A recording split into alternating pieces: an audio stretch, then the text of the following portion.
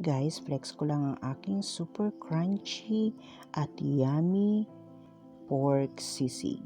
Bali ang ingredients, inihaw na tenga ng baboy, sibuyas, bawang, luya, kalamansi at sili.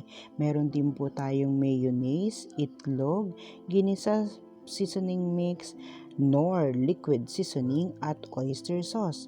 Bali pinakuluan lang po natin ng 10 minutes sa pressure cooker ang tenga ng baboy. Pagkatapos inihaw po natin siya guys. Ayan, tadtarin natin ng maliliit. Tapos maggisa na po tayo, unahin ng bawang, luya, sibuyas at sili. Ayan guys, handa na ang ating sisig.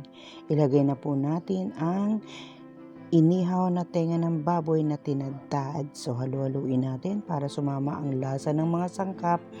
Dagdagan na natin ang paminta, ginisa seasoning mix, halu-haluin ulit.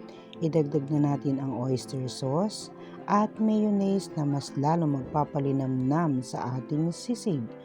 Ayan guys, isusunod na po natin ang itlog.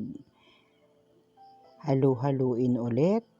Pipigaan na natin ang kalamansi at isusunod na natin ang nor liquid seasoning at luto na po ang ating crispy sisig.